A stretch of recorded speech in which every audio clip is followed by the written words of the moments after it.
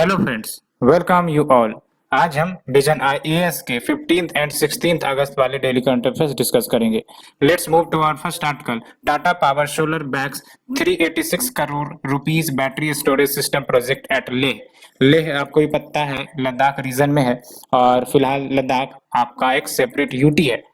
And basically ये जो आपका प्रोजेक्ट है ये इसके तहत जो टाटा पावर सोलर सिस्टम है 50 मेगावाट पीक सोलर पीवी यानी कि फोटोवोल्टेइक प्लांट स्थापित करेंगे, जिसमें आपका 50 megawatt hours battery energy storage system project स्थापित करेंगी। कहां पर? फयांग विलेज इन लेह, जो कि लद्दाख में है। ठीक है। एंड ये इंडिया का first colocated large scale battery energy storage system solution होगा।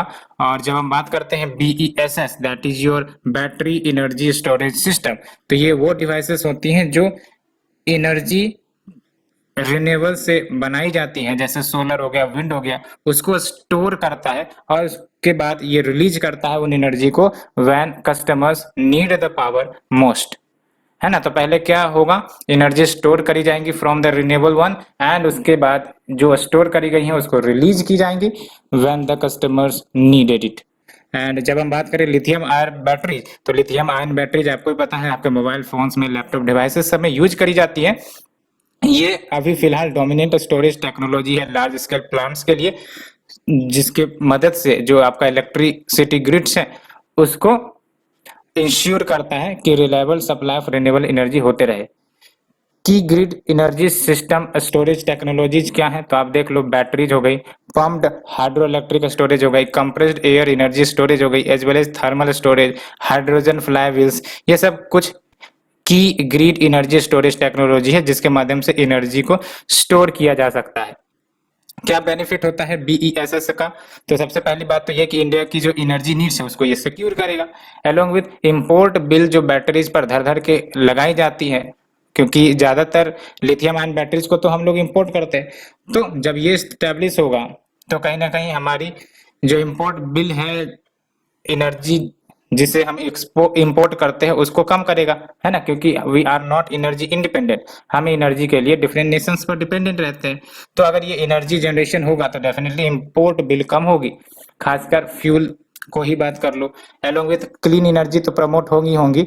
एंड ये इंडिया की जो INDC टारगेट है, INDC मतलब India's intended nationally determined contribution, जो आपका पेरिस क्लाइमेट चेंज एग्रीमेंट के तहत पेश किया जाता है डिफरेंट नेशंस के द्वारा।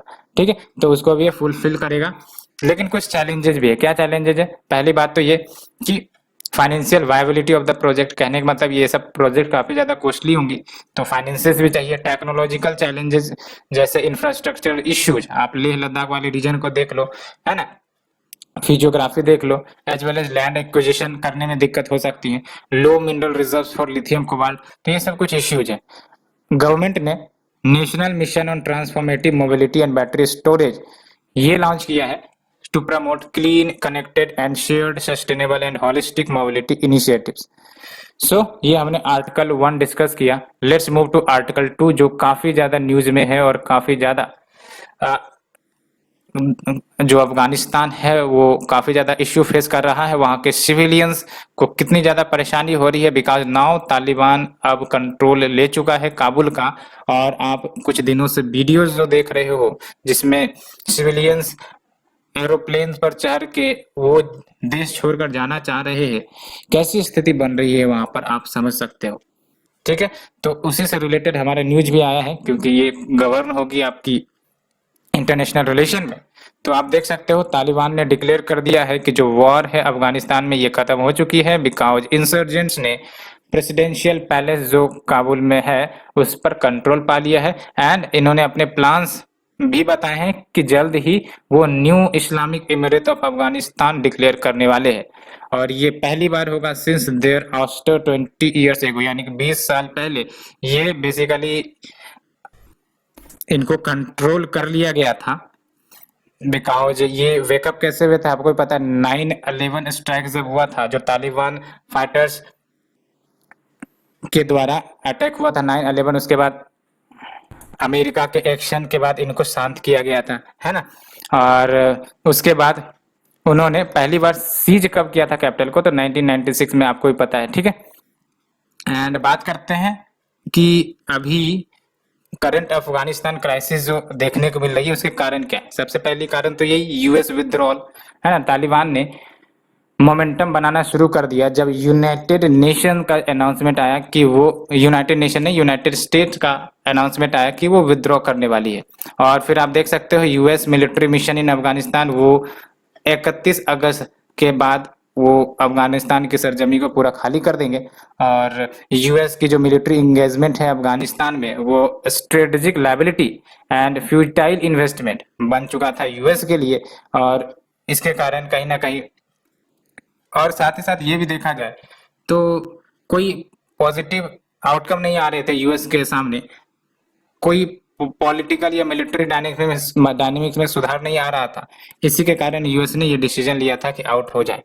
अब बात करते हैं अगर स्ट्रेंथ ऑफ तालिबान की, तो तालिबान के पास अप्रोक्स 75,000 इथनिकली अलाइंड मिलिशिया है and Taliban also received assistance from outside itself, ठीक है।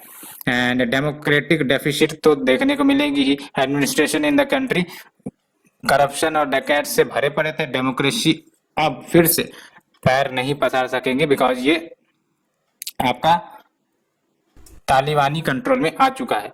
General population could not connect to the militaristic ways of running the government and other reasons की बात करें तो डेवलपमेंटल असिस्टेंस का फेल होना, यानी कि जो एड्स दी गई है वेरियस नेशंस के द्वारा वो कहीं ना कहीं सिर्फ एक्सपेंडिचर होती गई, उसका कोई इफेक्ट नहीं हो पाया।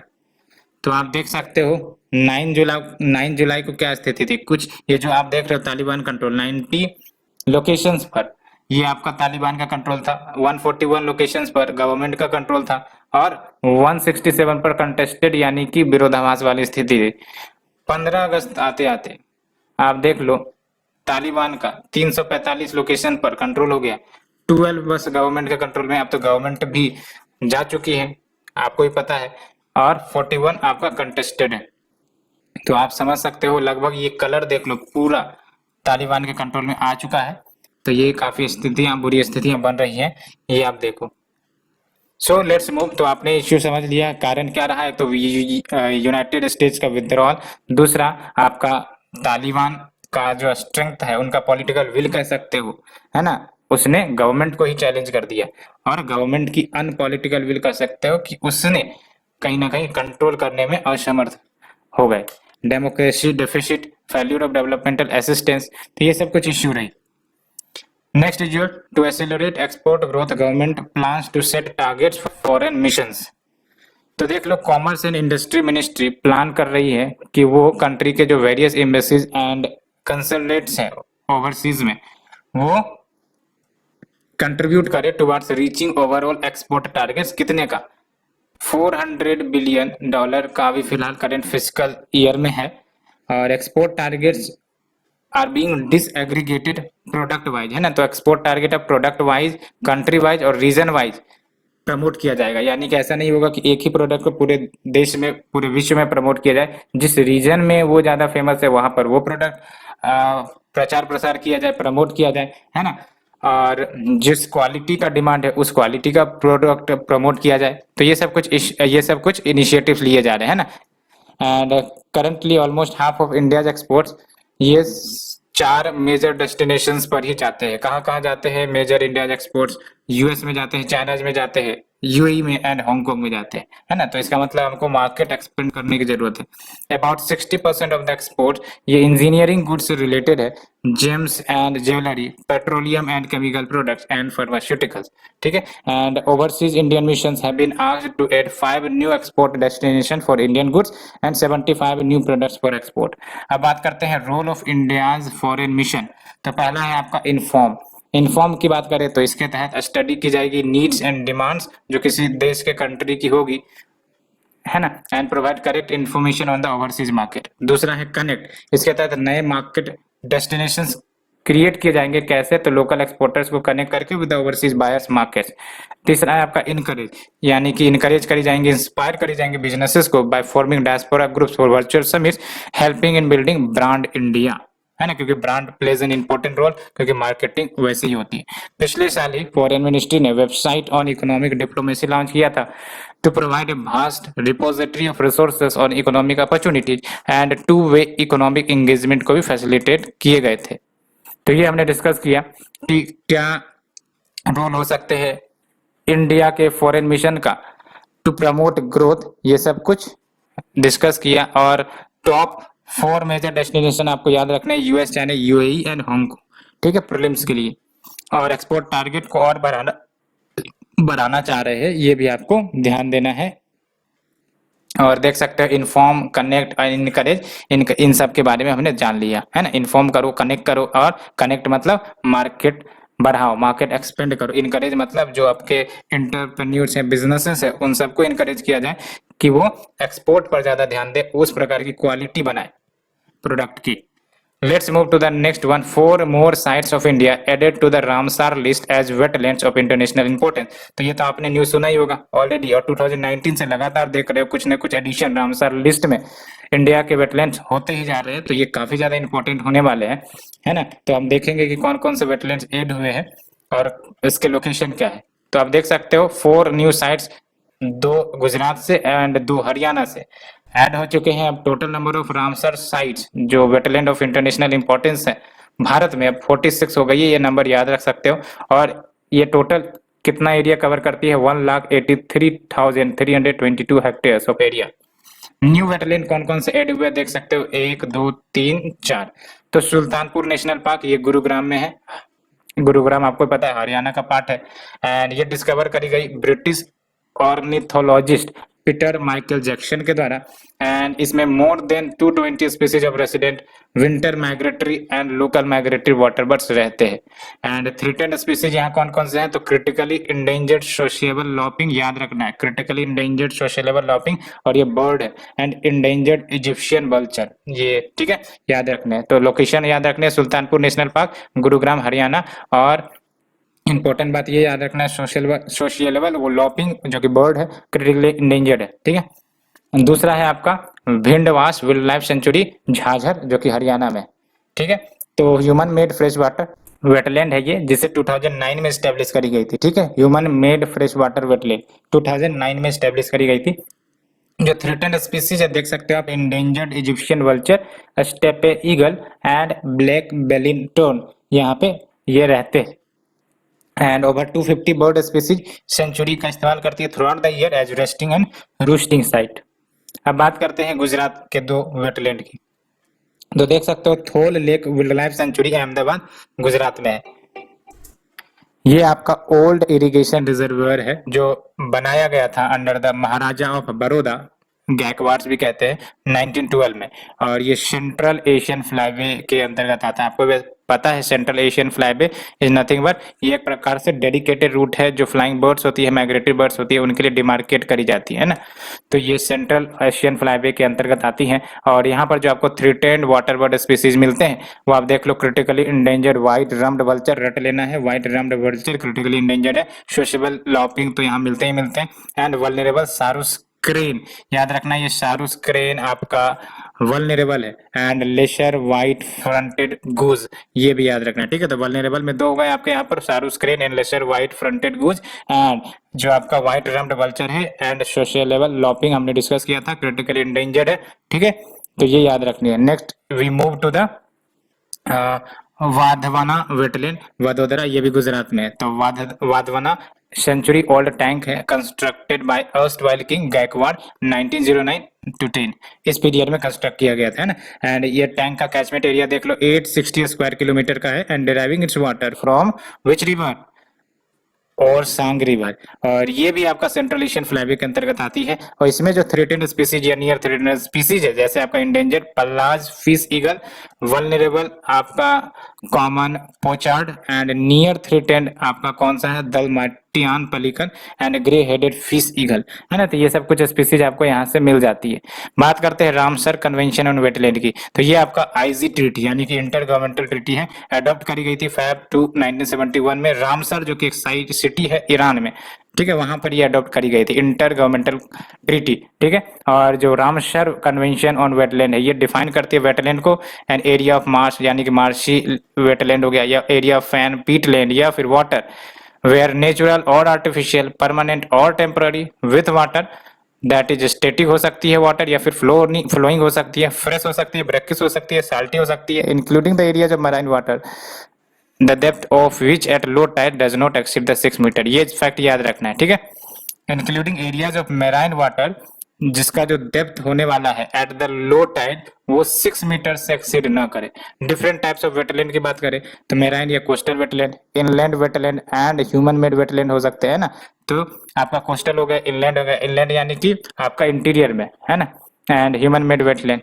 और यहाँ पर हमने देखा था ह्यूमन मेड वेटलैंड कौन सा है, ये आप देख सकते हो, human made fresh water wetland, जैसे Bhindawas wildlife sanctuary Jhajjar Haryana में है ना। And major benefits of wetland क्या होगा, फ्लड कंट्रोल में मदद करता है, ग्राउंड वाटर रिप्लेसमेंट में मदद करता है, shore line stabilisation and storm protection, aquaculture, biodiversity reserve, cultural values, इन सब में मदद करता है, ठीक है। तो ये हमने डिस्कस किया, काफी इंपॉर्टेंट है। रामसर कन्वेंशन काफी ज्यादा न्यूज में है, इस बार क्वेश्चंस प्रीलिम्स में आ सकती है। और कुछ इंपॉर्टेंट वेटलैंड जो अभी हाल ही में इससे पहले ऐड किए गए थे उसको याद रखना है, जैसे नांदूर माधमेश्वर, ये वेटलैंड ऐड किया गया था महाराष्ट्र से, दीपोर बिल असम से, कुछ इंपॉर्टेंट याद रखने। Next is your no resolution in sight for few state unit, union power ministry है, इन्होंने कहा है। तो यूनियन पावर मिनिस्ट्री ने इन्फॉर्म किया पार्लियामेंट्री कमेटी को about the status of stressed coal based thermal power project. Stress यानी कि जो रुके पड़े हैं, अटके पड़े हैं, उनके स्टेटस के बारे में कुछ कहा इन्होंने। देख सकते हो 34 कोल बेस्ड पावर प्रोजेक्ट जो टोटल है, जो स्ट्रेस्ड कंसिडर करा जा रहा है बाय द गवर्नमेंट मार्च 2017 से, and resolution of 7 plants approx 7410 megawatt का वो अचीव नहीं होने की संभावना, यस आप देख सकते हो ना। तो resolution of 7 plants of 7410 megawatt are unlikely to be achieved. तो क्यों है ये आपका स्ट्रेस थर्मल पावर प्रोजेक्ट, तो कुछ कारण देखते हैं। पहला बात तो ये कि issues related to coal supply, यानी कि आपको पता है 204 कोल माइंस 2014 में सुप्रीम कोर्ट के द्वारा लाइसेंस ही कैंसिल कर दिए गए थे। तो बहुत सारे पावर प्रोजेक्ट ये स्ट्रेंडेड हो गए, अटक गए without arrangements of adequate fuel supply, है ना, क्योंकि कैंसिल हो गए थे ना, कोल माइंस ही कैंसिल हो गए, तो कोल की कमी हो गई, तो जो आपका फ्यूल सप्लाई होना था वो नहीं हुआ। तो इसके कारण आपका जो थर्मल पावर प्लांट्स को कोल पहुंची नहीं थी वो नहीं पहुंच पाई, तो इसके कारण स्ट्रेस हो गया, प्रॉफिटेबिलिटी लूल हो गई। Now we have the slow growth in power demand, power demand में भी स्लो ग्रोथ है, तो प्रोड्यूस ही क्यों करे जब डिमांड ही नहीं है। Delayed payments by discom, discom company यानी कि डिस्ट्रीब्यूशन कंपनी जो है पेमेंट देने में डिले करती है, इसलिए ये स्ट्रेस फेस कर रहे हैं। अभी इनको पेमेंट होगी नहीं तो कैसे ये अपना बेनिफिट या प्रॉफिटेबिलिटी अर्न कर पाएंगे।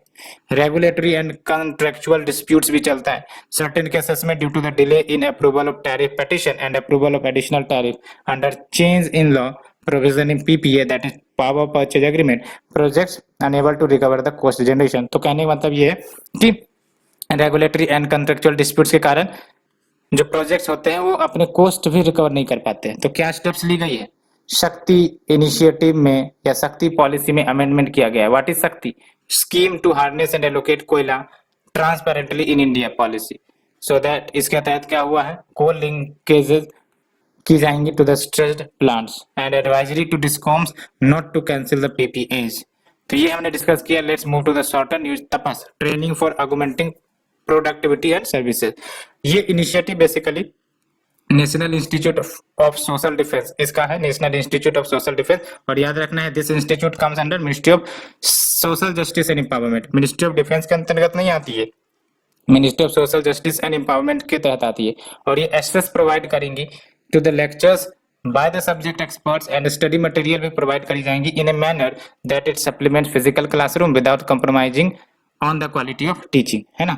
तो तपस ये standard MOOC and e study material plus lecture कह सकते हो, देख सकते हो ना। तो TAPAS is a standard MOOC that is massive open online course platform होगा जिसमें कोर्स मटेरियल अवेलेबल है such as film lectures and e study material.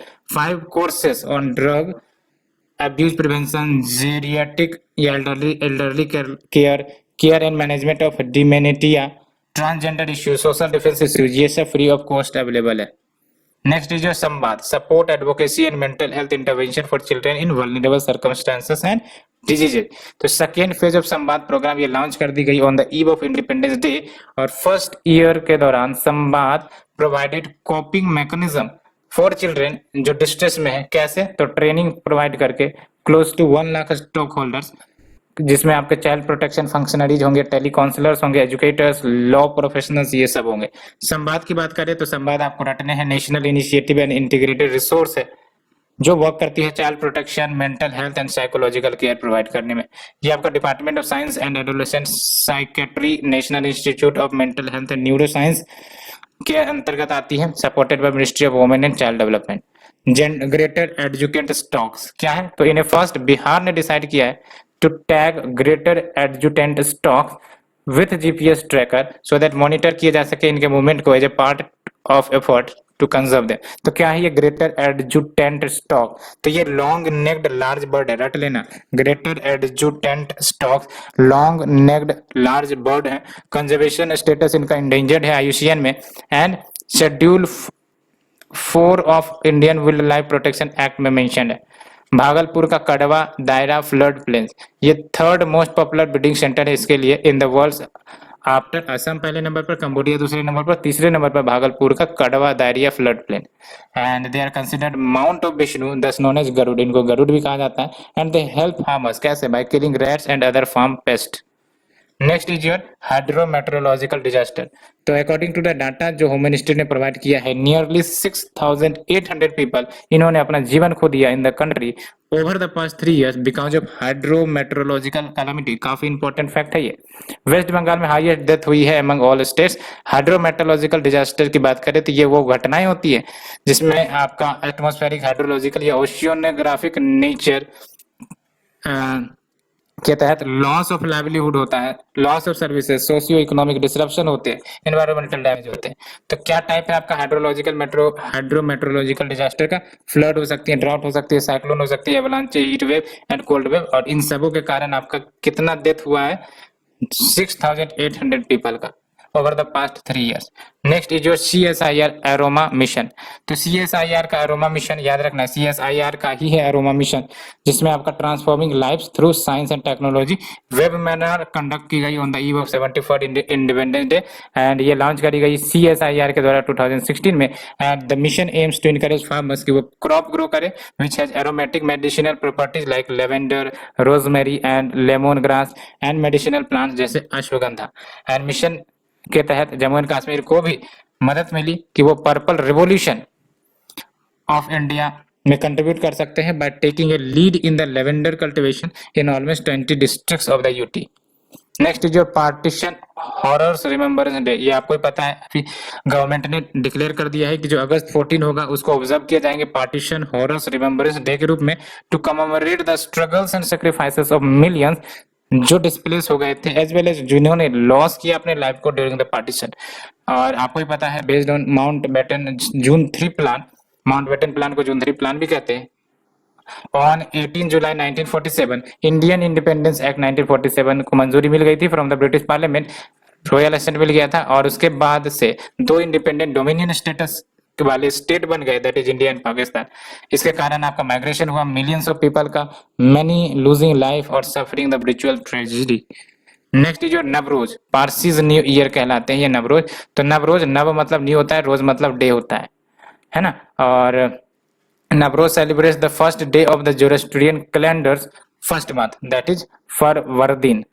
And Iranian calendar के अनुसार ये आपका स्प्रिंग इक्विनॉक्स को हर एक साल फॉल करता है, that is 21 March, but as per the Shahenshahi calendar जो इंडिया में फॉलो किया जाता है ये आपका जुलाई अगस्त में आता है। इसको जमशेद ए नवरोज भी कहते हैं, आफ्टर पर्शियन किंग जमशेद, जिन्होंने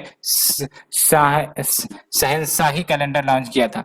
जोरोस्ट्रियन ये आपका हेट्रोजेनेटिक रिलीजन है, स्टार्टेड बाय प्रोफेट जोरोस्ट्रिया या फिर Zoroaster with Zend Avesta as holy book of Parsis. याद रखना, जेंद अवेस्ता होली बुक है पार्सीज कम्युनिटी के, and it is based on the philosophy of world division between Ahura Mazda यानी कि good spirit and Angra Mainyu that is evil spirit. Next is places in news. तो Haiti इसलिए news में आई है because over 700 people lost life because 7.2 magnitude earthquake देखने को मिला। तो हैती आप देख सकते हैं, इसका कैपिटल पोर्ट ए प्रिंस ये है ना हैती, ये आपका, और इसका कैपिटल देख लो पोर्टे प्रिंस, और ये पार्ट है हिस्पैनोला आइलैंड का, ये टोटल आपका हिस्पैनोला आइलैंड है, ठीक है। And Haiti plus Dominion Republic is a part of it. Dominion Republic अलग नेशन है, Haiti is a different nation, but both are part of Hispaniola island, याद रखना है। The second biggest island after Cuba of great Antilles, जो Caribbean सी में मौजूद है। Map में आप कैरिबियन सी को देख सकते हो, इस आइलैंड को भी देख सकते हो। First discovered by Spanish explorer Christopher Columbus कब 1492 में, and the region was home to Taino people, याद रखना ताइनो पीपल का ये होम है। Now largely intermingled with African slaves, and इससे पहले 2010 में 7.0 मैग्नीट्यूड अर्थक्वेक हैती को हिट किया था। अप्रोक्स 2 लाख पीपल मारे गए थे, आप सोच सकते हो। एंड वाई अर्थक्वेक, बिकॉज ये एक्टिव प्लेट पर लोकेटेड है। कौन सा ये एक्टिव प्लेट यहाँ पर है, आप हमें कमेंट सेक्शन में बता सकते हो। ताइवान स्ट्रेट, दूसरा न्यूज, ताइवान स्ट्रेट देख लो, ताइवान और आपका जो चाइना है इसके बीच में ये आपका ताइवान स्ट्रेट है ना। तो यहाँ न्यूज इसलिए आई है because Quadrilateral Security Dialogue Quad included Taiwan Strait in talks, है ना। तो ताइवान स्ट्रेट को शामिल किया है in talks for peace and stability after its mention in G7 and joint statement from USA with Japan and South Korea. तो Taiwan Strait, इसको Formosa Strait भी कहते हैं, याद रखना फॉर्मोसा स्ट्रेट भी कहते हैं। एवरेज विथ क्या है इसका 180 kilometre, separates Taiwan from Fujian province of mainland China that is connecting the South China Sea and East China Sea, and among the most heavily policed strips of water in the world। ये जो straight है ये active battlefield कह सकते हैं between People's Republic of China, क्योंकि conflict होते रहता है ना, मेनलैंड चाइना, दूसरा Republic of China that is Taiwan, and it is a part of flash point between US China over freedom of navigation in Indo Pacific region. तो ये हमने discuss किया all the articles, hope you clearly understood. So आज के लिए इतना ही friends, thank you very much.